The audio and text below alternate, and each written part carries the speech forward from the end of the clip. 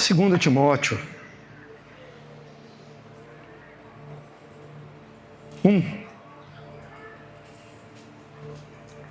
versículo 4.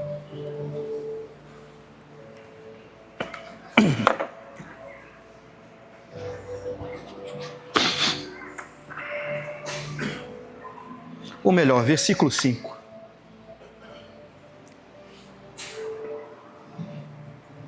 Os que acharam, digam achei. Assim está. Trazendo à memória a fé não fingida que em ti há, a qual habitou primeiro em tua avó Lóide, em tua mãe Eunice, e eu estou certo de que também habita em ti. Agora só repete comigo assim: em sua avó, em sua mãe e agora em ti. Vamos orar? Senhor meu Deus, eu te agradeço pelas mães dessa igreja. Pai, mães que abraçam o chamado, o maior chamado que é ser mãe. Mães que amamentaram, mães que não foram acalentadas nas suas dores. Mães que às vezes se tornaram mães solteiras. Mães, ó Pai, que foram humilhadas, largadas, desonradas, mas que não perderam a fé.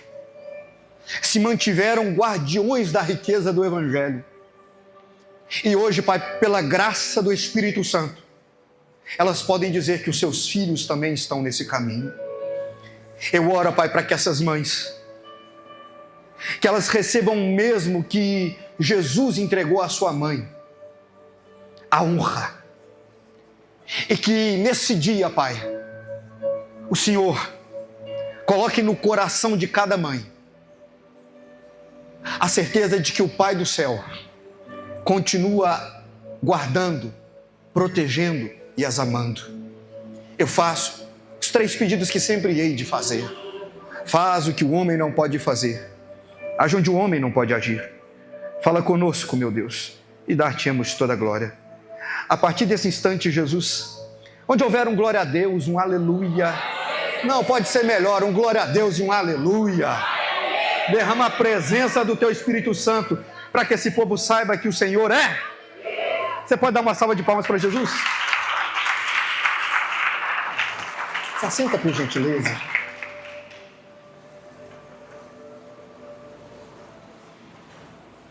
Abraham Lincoln, que é considerado o maior presidente dos Estados Unidos, ele dizia que a mesma mão que embala o berço é a mão que governa o mundo. E ele falava isso dizendo do poder de influência que toda mãe tem sobre os seus filhos. O poder do convencimento, o poder da ideia, o poder da direção. Porque quando você vai para a Bíblia e a Bíblia chama as mulheres de submissas, as pessoas não entendem o que é submissão, porque elas logo pensam num homem exercendo autoridade sobre a esposa, mas não. Quando a Bíblia fala de submissão, a Bíblia está dizendo no original que a mulher é o alicerce. Irmão, o que é mais importante? A televisão, a geladeira, o ar-condicionado ou o alicerce? Então, quando a Bíblia fala que as mulheres precisam ser submissas aos maridos, a Bíblia está dizendo que você é o alicerce. E que quando você cai, cai tudo. É por isso que a gente sempre ouve um ditado que é a maior verdade, que é: a mulher tem poder de levantar o homem, mas ela tem também poder para... Então toda mãe, ela tem poder para levantar homens e ela tem poder para derrubar homens. Algumas histórias me impressionam. Por exemplo, a história de Thomas Edison. Thomas Edison era um menino que tinha muita dificuldade na escola. E um dia os seus professores chamaram a sua mãe e disseram para ela: olha, o seu filho tem um pouco de dificuldade de aprender. Então nós gostaríamos que ele fosse retirado da sala. Que a senhora desse a educação então na sua casa. E aí elas chamaram Thomas Edison, entregaram o filho para a mãe e o filho perguntou para a mãe: mãe, o que a professora falou? E ela disse: olha, a professora falou para a mamãe que você vai ter que estudar em casa. E aí ele perguntou: mas por quê? Ela falou assim: porque você é muito especial e os meninos da sua sala não vão conseguir te acompanhar. Essa mãe podia ter saído com um atestado de derrota, mas essa mãe acreditou no poder da influência de uma mãe sobre o filho. E aonde havia sido gerado morte, ela gerou a semente do futuro. Sabe quem foi Thomas Edison? Um dos maiores gênios que a humanidade já viu. O homem que fez a luz. Mas o homem que fez a luz só fez a luz porque um dia a mulher que deu a luz enxergou luz nele. A gente podia falar de Beethoven. A sua mãe já tinha tido 18 filhos e o médico olhando para ela disse: olha, a senhora está grávida, mas o ideal seria uma interrupção da sua gravidez. Porque pode ser que a senhora não sobreviva ao parto. E ao invés dela decidir pela morte, ela decidiu pela soberania de Deus. Porque é Ele quem dá a vida e é Ele quem a tira. E quando o seu filho nasceu um gênio musical. Eu estou falando isso tudo aqui porque a gente precisa entender o que hoje o mundo precisa. Mãe, às vezes você está aqui e você está inserida numa sociedade que é materialista e tudo que tem sido colocado no seu coração são desejos para o seu filho concernentes ao que é existência. E aí você quer que o seu filho tenha um carro, você quer que o seu filho tenha a melhor esposa, você quer que o seu filho tenha o maior emprego, o melhor emprego. Mas presta atenção. Eu acredito que hoje a sociedade, ela tem muitos milionários, mas existem poucos homens ilustres. A sociedade, cada dia que passa, hoje a facilidade de se gerar riqueza, ela está muito facilitada. Então existem muitos homens milionários, mas eu queria que você, mãe, não quisesse apenas que o seu filho fosse um milionário, mas que o seu filho fosse um ilustre milionário. Que o seu filho não fosse apenas um milionário, mas que o seu filho fosse um homem de Deus milionário, uma mulher de Deus milionária. E eu trago isso como exemplo, apresentando para você quem foi a mãe de Jesus, porque a mãe de Jesus, como você, ela sempre sonhou em ver o seu filho nos lugares altos.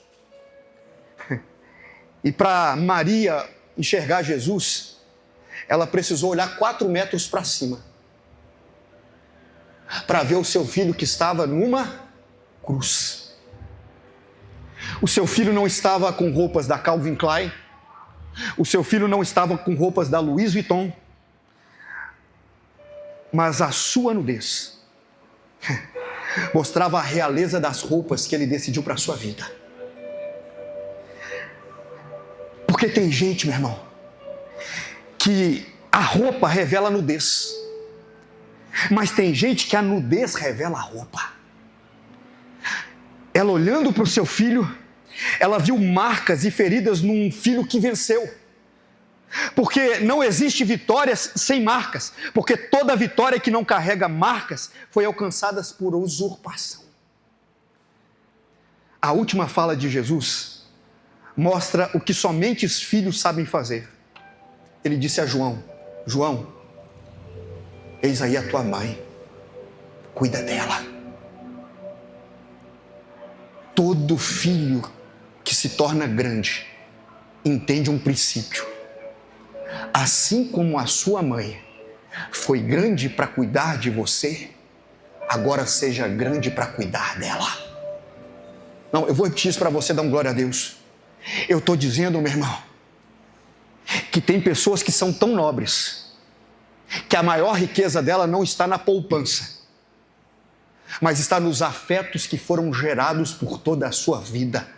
É o marido, é a esposa, é o filho, é o pai, é a mãe. Eu estou dizendo para você que filhos que entendem o poder do Evangelho, recebem a orientação que diz então: honra o teu pai e honra a tua mãe, para que se sejam fartos os próximos dias da sua vida. Levanta a mão, deixa eu profetizar, meu irmão. Eu estou profetizando, tá? Os seus filhos serão tão grandes que eles vão conseguir te enxergar, estando em qualquer lugar, estando nas maiores prateleiras, sendo CEOs, estando em lugares que poucas pessoas chegam. Sabe por quê, meu irmão? Porque homem grande não é o que chega em lugares grandes. Homem grande é aquele que, chegando em lugar grandes, lembra que foram as pequenas pessoas que trilharam o seu caminho. E se alguém chega em lugares grandes, é porque primeiro teve um pai grande, teve uma mãe grande, para que ele pudesse ser grande. E se tem alguém aqui que está entendendo a beleza do evangelho aí, solta um aleluia!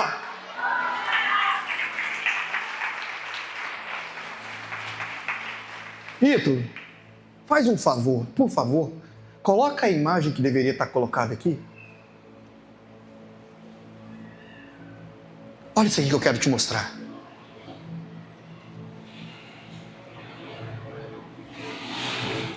Paulo fala assim: a sua avó Lode, ela ensinou para sua mãe Eunice. E a sua mãe Eunice ensinou a você, Timóteo. São 3 gerações vivendo o mesmo poder do evangelho. É a avó se alimentando da Santa Ceia, mas olhando para o seu filho e dizendo: assim como eu ceiei para ser corpo, eu te ensino a ceia para que você também seja corpo. E a mãe olhando o corpo, dizendo: agora que eu sou corpo, eu quero que o meu filho também se faça corpo. E o evangelho passando de geração em geração. Mãe que está aqui, eu quero profetizar isso para você. O evangelho não vai morrer quando chega a tua vez, porque você foi chamada para passar um bastão. É o bastão da palavra de Deus, é o bastão daquele que é o único Senhor e Salvador, é o bastão daquele que muda a vida dos homens, é o bastão daquele que tem poder sobre a vida e a morte. Eu estou dizendo para você, mãe, que o mundo pode ser relativista, mas o evangelho não é. A Bíblia diz que céus e terras passarão, mas a palavra dele não passará. Então, mãe, acredita no que eu estou declarando sobre você. Existe uma promessa, e a promessa que Deus colocou sobre essa igreja é: uma geração avançará e anunciará a outra geração os grandes feitos do Senhor. Repete comigo assim: eu, a minha casa, os meus filhos e os meus netos serviremos ao Senhor Jesus.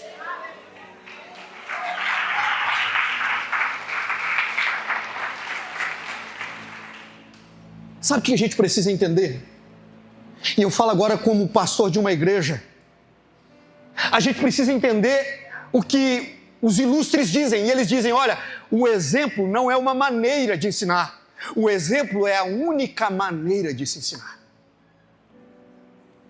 Quantas vezes a gente vê a mãe falando: olha, faça o que eu falo, mas não faça o que eu faço. E a gente esquece que as crianças, elas aprendem muito mais vendo do que ouvindo. E é por isso que a Bíblia vai dizer que nós precisamos ser luz. Eu queria que você saísse daqui hoje entendendo que quando o seu filho te vê, ele precisa enxergar um espelho. E por que o pastor, e por que você precisa ser um espelho para o seu filho? Porque o espelho, ele não precisa falar muito. A utilidade do espelho não é falar. A utilidade do espelho é mostrar. Todo mundo que chega diante do espelho vê, enxerga.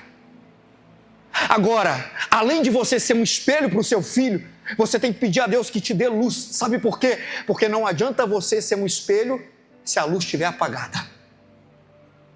Porque só se enxerga o que existe no espelho quando a luz está. E Jesus disse que nós seríamos a luz desse mundo. Ô pai, ô mãe, você que está aqui, você não precisa falar para o seu filho terem outras referências, porque Deus já colocou você para ser essa referência. Não, eu estou repetindo isso aqui para você dar glória a Deus, mas melhor.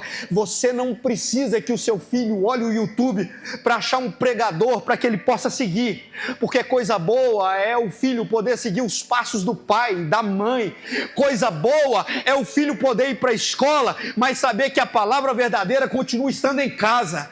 Coisa boa é o filho ir para a faculdade, mas na faculdade ele lembrar da palavra que foi colocada no coração dele quando ele era criança, e ele vai para a faculdade dizendo: não vou me deformar, aqui eu vou informar, e quem quiser que eu mude, então que mude para o meu lado, o lado do evangelho, o lado da fé, o lado da convicção, o lado do conservadorismo. Meu irmão, eu estou profetizando aqui, nossos filhos não se perderão, porque eles já foram achados. Os nossos filhos não se entregarão, porque eles já foram conquistados. E se tem filho aqui, eu estou profetizando, você andou para que ele possa correr, para que o seu neto possa voar, para que a sua família seja conhecida na terra.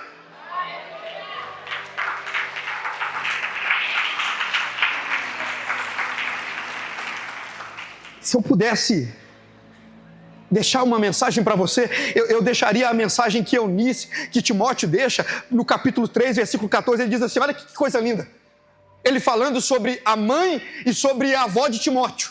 Ele fala assim: tu, no entanto, Timóteo, permanece no ensino que recebeste e sobre o qual tens plena convicção,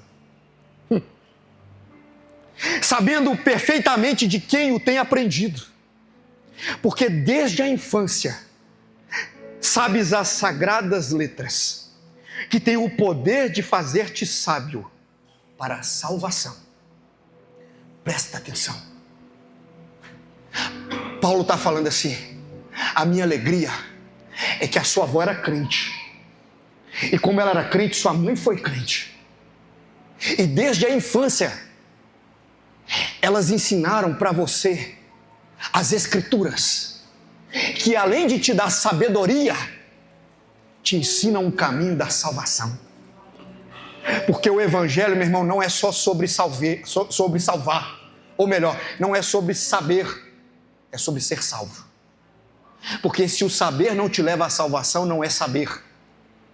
Mas se o saber te leva à salvação, então agora desceu do céu para a tua vida. E aí ela vai dizer assim: porque desde a infância vocês leram as sagradas escrituras e sabem que ela tem poder de fazer. Toda a escritura é inspirada por Deus e proveitosa para ministrar a verdade, para repreender o mal, para corrigir os erros e para ensinar a maneira certa de se viver, a fim de que todo homem e mulher de Deus tenha capacidade e pleno preparo para realizar todas as boas ações. Olha para mim aqui. O seu filho, ele é uma esponja. Tudo que você fala, ele adere. Tudo que você fala, ele guarda. Tudo que você fala, ele internaliza. E Paulo está falando: a minha alegria é saber que quando você era criança, no seu coração já foi imbuído ou embutido o evangelho. Então você cresceu um homem do evangelho. E aí, meu irmão, eu estou olhando para essa igreja aqui hoje e estou dizendo: sabe qual é o maior problema que a igreja enfrenta hoje? É o analfabetismo bíblico dos pais. Por que os nossos filhos estão sendo dilacerados? Por que 70% dos filhos cristãos, quando entram na faculdade, se desviam? E por que 100% quase dos muçulmanos, eles entram na faculdade muçulmanos e saem muçulmanos? Porque você não vê pai analfabeto islâmico 3 vezes por dia, aonde quer que eles estejam, eles dobram seus joelhos em direção a Meca. O Alcorão tem que ser lido todos os dias. Então os seus filhos crescem com tanta tanta palavra do pai e da mãe dentro do coração deles, que eles têm coragem de fazer o que os cristãos perderam a coragem. Eles têm coragem de morrer por Alá. Hoje os nossos jovens não têm coragem de se posicionar por Jesus. Quando entram na faculdade, o evangelho sai. E quando eles chegam em casa, qualquer pergunta é difícil demais para ser respondida. Eu estava vendo um pastor e professor de Oxford, e ele estava dizendo que um dia um jovem na sala, tentando fazer uma pegadinha com ele, disse assim: ô pastor, o senhor é muito bom e eu queria então te fazer uma pergunta. E ele disse: faça. Ele disse: por que pessoas boas recebem coisas ruins? Por que o seu Deus, ele entrega coisas ruins para pessoas boas? Pergunta difícil, né? Aí o professor parou e disse assim: a sua pergunta foi que pessoas boas sofrem coisas ruins, porque pessoas boas sofrem coisas ruins. E ele disse: eu não conheço pessoas boas que sofram coisas ruins. Eu conheço uma pessoa boa que sofreu muitas coisas ruins. Ele disse: eu conheço um que era santo, puro, verdadeiro, idôneo, não tinha nenhum pecado, pessoa boa, mas sofreu coisas ruins: espancamento, açoites, vaias, cruz. O que acontece hoje não são pessoas boas recebendo coisas ruins, mas pessoas ruins que recebem a graça de viver coisas boas. Porque, meu irmão, você é ruim, eu sou ruim, ou você nunca trapaceou, ou você nunca mentiu, ou você nunca negligenciou, ou você nunca foi omisso na sua vida. O problema é que a gente olha para a gente e acha que a vida da gente é boa, mas a Bíblia diz que a nossa vida não passa de trapo de imundície. Mas graças a Deus, por nosso Senhor Jesus Cristo, que sendo santo se fez pecado, para que nós que somos pecadores pudéssemos ser santos a partir dele. Graças a Deus pelo Senhor Jesus, que desceu ao inferno e tomou a chave da vida e da morte. Graças a Deus pelo Senhor Jesus, que escolheu um povo para ser baluarte na terra. Graças a Deus pelo Senhor Jesus, que nos enxergando morto em nossos pecados, decidiu nos dar vida a partir da igreja e do Espírito Santo. E eu estou profetizando aqui, meu irmão, nós somos um povo que sabe quem é Deus. Nós somos ruins, mas Ele é bom, e é por isso que Paulo vai dizer: então, porque dele, por ele e para ele serão sempre todas as coisas. Tem um povo aqui para dar aleluia.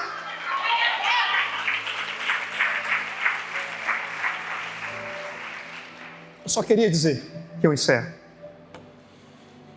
que não tem ninguém que tenha mais poder sobre os filhos que os pais. Se você decidir ser um pai bom, o seu filho será melhor do que você. Se você decidir ser um pai medíocre, você terá filhos medíocres. E se você não for pai, os seus filhos buscarão outros para que ocupem esse lugar. É por isso que Jesus, quando foi falar sobre Deus, ele disse: e quando vocês forem orar, digam Pai. Porque todo mundo precisa de um pai. Todo mundo precisa de uma mãe. Toda pessoa precisa de uma família. E é por isso que Deus fez a igreja. Porque quando você vem para a igreja, você se transforma em família. E você aprende que você tem um pai no céu. E você aprende que você tem uma mãe na terra chamada igreja. E que contra essa igreja, meu irmão, ninguém vai poder prevalecer. Eu estou profetizando, levanta essa mão, deixa eu terminar profetizando. Que nesse ano, meu irmão, você vai colocar sua casa em ordem. Sabe por quê, meu irmão? Porque um dia você vai ter que olhar para o seu filho e você vai estar velhinha. Se ele estiver na igreja, se ele estiver levando a vida a sério com Deus, você vai ter a convicção de dizer: eu estava com o bastão, passei o bastão para o meu filho. E é isso que eu estou profetizando. O bastão não morre na sua mão. Você vai dizer: Deus de Abraão, Deus de Isaac e de Jacó. Você vai dizer: Deus da minha vida, Deus da vida dos meus filhos e Deus da vida dos meus netos. Você vai dizer: o evangelho não começou em mim, mas também não termina em mim, porque eu sou alguém que veio na terra para continuar a boa obra, porque eu me pareço com meu Deus, e o meu Deus diz assim: a obra que eu começo, eu completo. E eu estou profetizando: você começou, mas você também vai completar, e você vai poder ter a graça de dizer, quando chegar o final da sua vida: combati o bom combate, conquistei a carreira, e agora guardo a fé. Tem alguém aqui para dar um aleluia, uma salva de palmas? Dá aí, diga glória a Deus. Fica de pé no seu lugar. Coloca a mão na pessoa que está do seu lado e fala para ela assim: tem um bastão na sua mão, não deixa ele cair. Fala assim: seu marido, sua esposa, seu filho precisam enxergar o evangelho em você. Vamos orar? Senhor meu Deus e meu Pai, eu oro para que as famílias que estão aqui nessa noite, que elas consigam fazer a transição do bastão. Eu não quero, Pai, que a Helena seja do espiritismo. Eu não quero que a minha filha seja da Umbanda. Eu não quero que a minha filha seja marxista. Eu não quero que a minha filha seja uma progressista.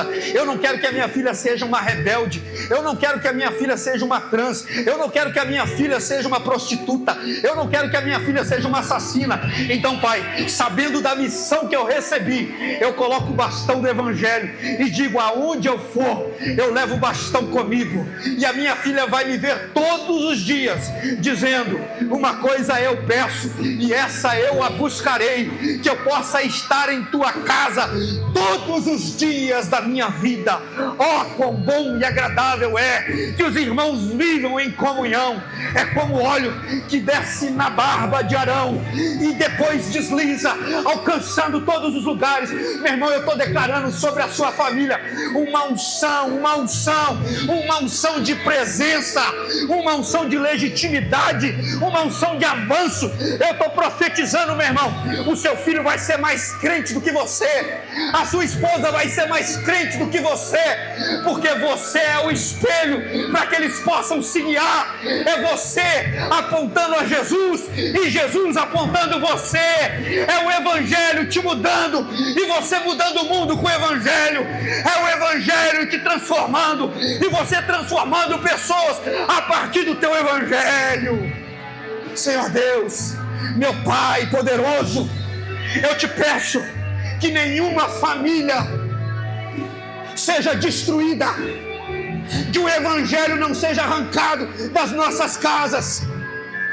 Nós amarramos com uma corda de amor a nossa casa ao céu e declaramos nessa noite: ninguém vai chegar sozinho no céu.